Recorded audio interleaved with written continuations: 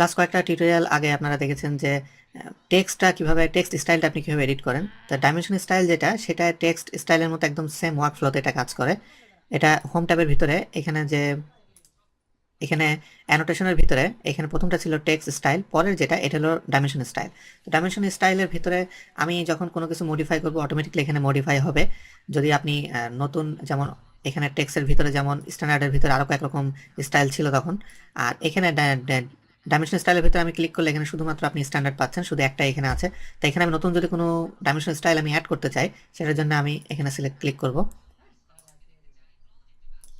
এখানে ক্লিক করলে দেখেন যে এখানে কারেন্ট এই মুহূর্তে একটাই আছে। তো আর আমি যদি চাই যে নতুন, যদি নিউ এ ক্লিক করি, নতুন একটা আমি এখানে নাম দেব, নাম দিয়ে আমি একটা তৈরি করবো। তো এখানে কপি অফ স্ট্যান্ডার্ড, মানে আমার এক্সিস্টিং যেটা আছে স্ট্যান্ডার্ড সেটাকে সে কপি করে নিয়েছে। আমি চাইলে এটা নতুন একটা নাম চেঞ্জ করে দিতে পারি এবং স্টার্ট উইথ আমি স্ট্যান্ডার্ড থেকে শুরু করে এরপর আমি এটাকে মডিফাই করে ফেলতে পারি। এভাবে আপনি নতুন একটা ডাইমেনশন স্টাইল আপনি অ্যাড করতে পারেন। কিন্তু আমি এখানে যেটা করব সেটা হলো মডিফাই করব।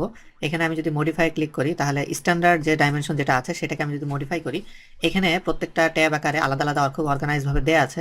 আমার পক্ষে এখানে প্রত্যেকটা ট্যাবের ভিতরে কি কি আছে এটা সবগুলো বলা খুবই ডিফিকাল্ট, বাট আমি বেসিক যেগুলো সেগুলো আমি আপনাদেরকে বলছি।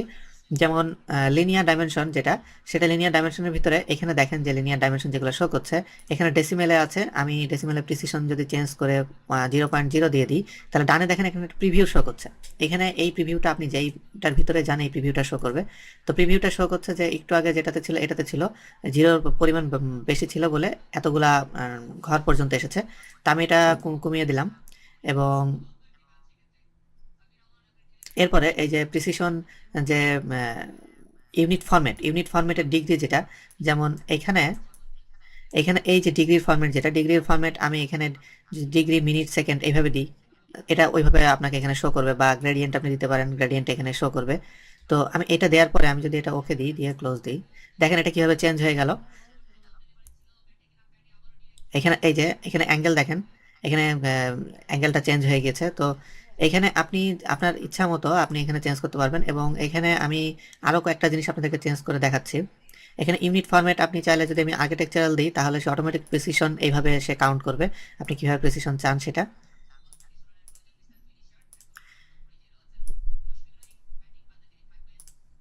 এরপরে এখানে দেখেন যে লাইন যেগুলো আছে, বেস লাইন, স্পেসিং যেটা আছে, এখানে যেটা আছে এটা আপনি যদি আস্তে আস্তে চেঞ্জ করে দেন, এটা আস্তে আস্তে চেঞ্জ হতে থাকবে। এরপরে এখানে সাবট্রে যদি দেন, ডানে খেয়াল করেন ডিম লাইন 1 আমি যদি সরিয়ে ফেলি, দেখেন কোনটা চলে যাচ্ছে। এটা প্রত্যেকটার একটা করে লাইন এখান থেকে সরে যাচ্ছে। তো এভাবে আপনি যে লাইনগুলো এখান থেকে আপনি কন্ট্রোল করতে পারবেন চাইলে। এরপরে অ্যারো যেটা আছে, যে এই যে অ্যারোগুলো দেখেন, এই অ্যারোর যে অ্যারো সাইজ আমি এখান থেকে যদি চেঞ্জ করে দিই, তাহলে এখানে যে অ্যারো সাইজটা এখানে ছোট হয়ে গেল। আমি এটা যদি ক্লোজ দিই, দেখেন অ্যারো সাইজগুলো কিন্তু ছোট হয়ে গেছে।